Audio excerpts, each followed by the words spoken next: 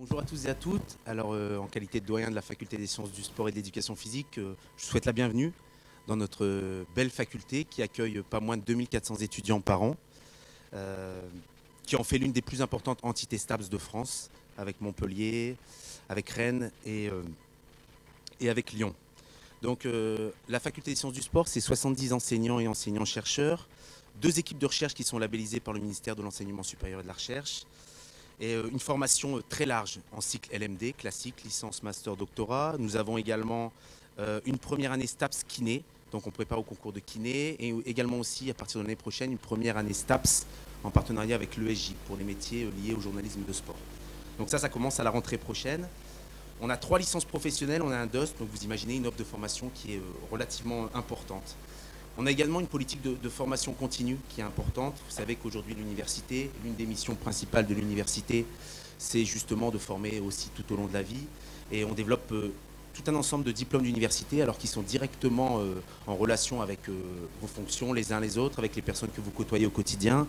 On a à la fois des diplômes d'université qui sont par exemple sur la préparation physique, des diplômes d'université sur la préparation mentale. Plus récemment, on a ouvert un DU isocinétisme, ou encore on a des DU sur par exemple le traitement de l'image, l'analyse vidéo, l'expertise, etc. On prépare également au concours en relation avec l'ESP. J'en profite pour saluer Patrick Pelayo, directeur de l'ESP, ancien doyen de la fac des sports, et également vice-président de l'université qui dira un mot pour le président qui m'a chargé de l'excuser et qui est retenu malheureusement par un problème de transport en commun. Peut-être que la locomotive ne rentre pas dans la gare, un truc comme ça. En tous les cas, voilà, donc il dira quelques mots au nom du président. Donc on prépare au concours, CAPEPS, agrégation d'EPS, ça vous connaissez pour une bonne partie d'entre vous, avec d'excellents résultats. Donc j'en profite au passage pour saluer les équipes qui forment en relation étroite avec l'ESP sur le professorat d'éducation physique et sportive. On a également ici à la fac des sports, et ce qui nous donne une identité assez forte, on a aussi un centre de ressources numériques, donc en relation avec les services de l'université. Donc ce centre de ressources crée des ressources pédagogiques. Est-ce qu'il faudrait vous rappeler que l'UV2S est à l'initiative aussi des acteurs de la fac des sports, et que voilà, cette question des ressources pédagogiques, d'une nouvelle manière d'enseigner, c'est quelque chose qui nous tient à cœur. Donc on est ici bien équipé et on fait en sorte de créer des ressources au maximum, et avec l'UV2S et avec l'UNF3S, mais aussi également en interne au sein de la faculté des sciences du sport. Sur la recherche, en préambule, je vous disais qu'on avait 2 équipes de recherche. Alors c'est 2 équipes de recherche suite aux évaluations de la ERES, et d'un point de vue de rayonnement sur le plan nord de France, ont fusionné dans le cadre d'une unité de recherche régionale. Et vous verrez pourquoi je vous parle de cette nouvelle unité régionale qui commencera en 2015 dans le nouveau contrat quinquennal, parce que ça a du sens, parce que c'est une unité régionale en sciences du sport et de l'éducation physique, et avec une approche très pluridisciplinaire. Donc ça, c'est quelque chose qui nous tient à cœur et qui est quasiment notre code génétique en STAPS. Nous avons d'étroites relations avec le mouvement sportif. Nous signons des conventions avec des ligues, une majeure partie des ligues pour lesquelles nous mettons des contrats en place pour les étudiants, les suivis sportifs de haut niveau, notamment ceux qui sont en catégorie A, mais aussi certains qui ne sont pas en catégorie A, mais qui ont un projet sportif bien élaboré. Et puis enfin, quelques mots sur ce type de journée. Donc je suis ravi de pouvoir ouvrir ces journées spécialisées, parce que c'est une occasion, à mon sens, assez unique de pouvoir faire se rencontrer des universitaires, des praticiens, des sportifs de haut niveau. Donc autour de ce que je vous disais juste avant, c'est-à-dire allier à la fois la recherche fondamentale dans les sciences du sport et d'éducation physique, et à la fois aussi des pratiques réflexives, à la fois des recherches beaucoup plus appliquées avec les acteurs du sport et de l'éducation physique. Donc ça, c'est vraiment une richesse. C'est ce qui a créé l'identité des STAPS, la CNU 74. Donc encore une fois, je suis très très attaché à ce type de regroupement. Et je félicite vraiment les collègues d'avoir initié ces journées de natation. Et donc forcément, je terminerai par ces collègues en les remerciant vivement de participer à la dynamique, à l'engouement qu'il y a au niveau des projets événementiels à la fac des sports. On accueille régulièrement des forums, des congrès, des journées thématiques, etc. sur le thème des sciences du sport et d'éducation physique. Donc un grand merci à Michel Sidney, à Fabien Camporelli, à François Potvin pour avoir orchestré cette belle journée, et puis faire part un peu de leur dynamique qui est contagieuse, quoi. Et ça, c'est un bon signe pour l'institution. Je remercie également aussi les conférenciers de renom qui seront là aujourd'hui, qui vont nous faire part de leurs différents travaux sur une perspective européenne, les collègues de Lausanne, etc., qui vont pouvoir nous parler de ce qu'ils font juste à côté de chez nous. Remercier également aussi, parce qu'ils viendront plus tard dans la soirée, les champions olympiques, leurs entraîneurs qui viendront pour l'intervention à partir de 18 h sur le sprint français. Puis donc vous voyez, je terminerai juste en disant qu'à la fac des sports, il se passe souvent beaucoup de choses. On essaye d'être autant que faire se peut précurseur dans pas mal de domaines, au niveau des formations, au niveau de certaines problématiques de recherche. Et puis ces journées, en fait, ces 5e journées, c'est une parfaite illustration. Donc je vous souhaite vraiment d'excellents travaux, d'excellents échanges, très productifs. Vous êtes forcément toujours les bienvenus à Lille, en métropole lilloise. Donc encore une fois, excellente journée.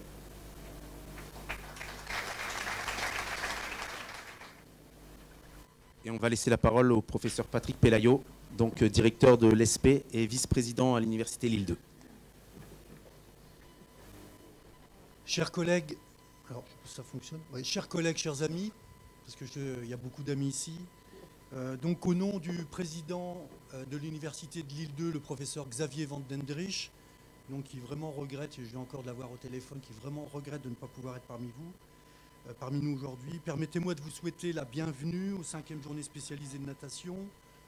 Je me réjouis bien évidemment en son nom d'inaugurer, d'ouvrir cette 5e édition qui pérennise avec tous les acteurs de la natation un rendez-vous initié il y a maintenant 20 ans, en juin 1994. Et bien évidemment, j'adresse un clin d'œil amical à Michel.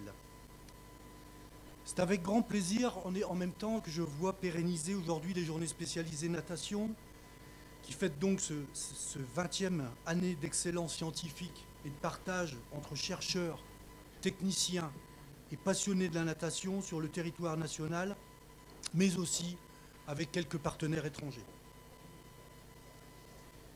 Ces journées, alors un message en même temps au doyen, nouveau doyen Guillaume Penel pour cette faculté des sciences du sport que je félicite et que j'encourage d'ailleurs à faire perdurer ces journées spécialisées qui font la preuve en fait que la faculté en effet des sciences du sport a su depuis longtemps s'ouvrir au monde fédéral en valorisant les mises en situation professionnelle de ses étudiants dans les formations, licences, masters, voire même doctorat pour certains sujets de recherche. En tant que directeur de l'école supérieure du professorat d'éducation Lille Nord-de-France, je ne peux que souligner le fait que ces journées reflètent un des enjeux majeurs de la formation, des cadres du monde sportif et des enseignants d'éducation physique. Celui de croiser les regards et les problématiques issues de la recherche avec la réalité des pratiques et des praticiens. C'est d'ailleurs l'objet que vous connaissez de la réforme de la formation des enseignants, notamment cette alternance, cette formation par l'alternance, cette formation par une alternance intégrative entre les formations universitaires et le terrain. C'est donc la confrontation entre un aller-retour incessant entre les connaissances théoriques issues de la recherche et les situations concrètes. Et je précise, issues de l'ingéniosité des entraîneurs, des éducateurs et des enseignants qui permettent, qui ont permis, qui permettent et qui permettront de faire évoluer les connaissances sur les pratiques liées à l'activité natation. Je vais me permettre aussi de faire un lien avec ces journées spécialisées natation en tant que président de l'université virtuelle en sciences du sport. Donc Mike, tu peux lancer voilà, la première diapositive.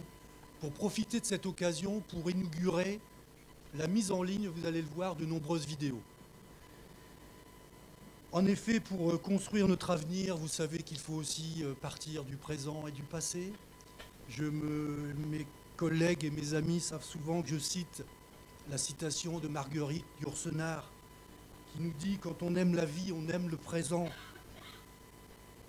parce que c'est le passé tel qu'il a survécu dans la mémoire humaine. » Et ce que vous pouvez voir donc, sur le site de l'UV2S, c'est donc un lien aujourd'hui d'ailleurs qui se met en lien, je pense, avec YouTube, avec la chaîne YouTube de l'UV2S, où vous allez pouvoir trouver à peu près 60 films, 60 anciens films sur l'histoire de la natation. Alors ici, on en voit quelques images. C'était un film synthétique que nous avions d'ailleurs construit à l'époque avec Michel, sur l'histoire de la natation.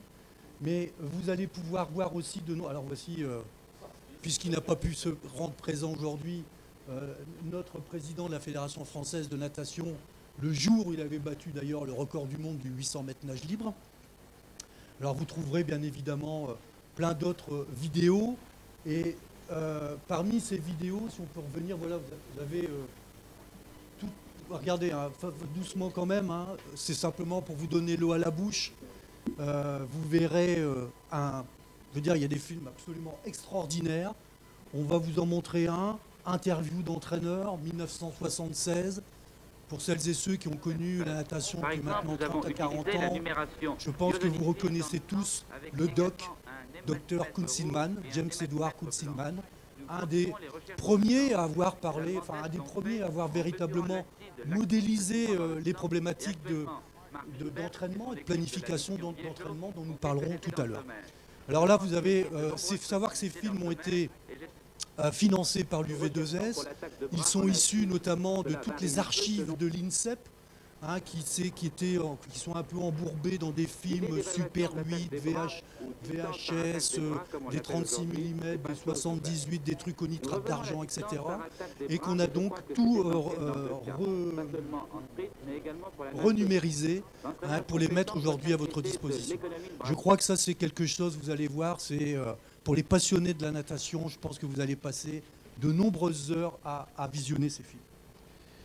Je souhaite donc, pour terminer, parce que je souhaite donc aux organisateurs de ces congrès, et ces organisateurs qui sont mes amis, Michel Sidney, François Potvin, Fabien Camporelli, aux conférenciers, aux auditeurs, 2 merveilleuses journées riches d'échanges, de débats, et comme pour chaque journée spécialisée natation, souvent de grands moments de convivialité. Michel vous a invité à venir à la soirée. Je vous y invite aussi parce que c'est toujours des moments de partage dont on se souvient pour certains longtemps. J'en vois ici qui sourient d'ailleurs. En sachant qu'en plus ils font preuve à chaque fois d'innovation avec des thématiques autour de la gestion des piscines, etc. Et puis surtout cette fameuse soirée des champions que vous verrez ce soir. Et je pense que ça sera aussi un très grand moment de ces journées spécialisées natation. Encore une fois, merci de votre attention. Et donc, je déclare ouvert ces journées spécialisées natation au nom du président de l'Université de Lille 2. Merci à tous.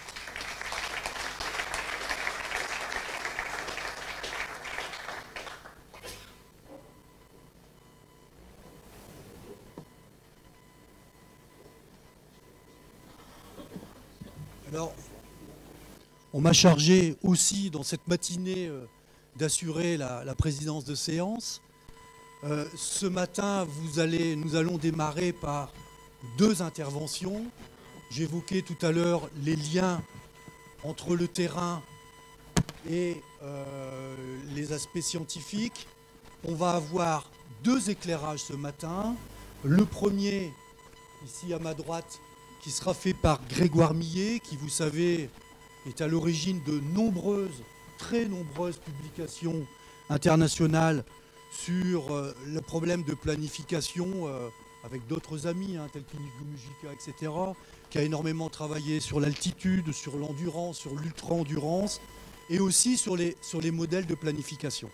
Ça va être l'objet de son intervention, et elle sera suivie tout à l'heure de celle de Michel Chrétien, hein, qui, comme vous le savez tous, est à la fois CTS, mais surtout entraîneur national, entraîneur de Michel Stravius. Je ne vais pas vous faire le palmarès de Michel Chrétien, vous le connaissez tous, qui va avoir, lui, un éclairage en même temps de terrain, mais qui, pour autant, ne fait pas l'économie aussi des connaissances, hein, qui sont disponibles sur ce sujet pour planifier l'entraînement.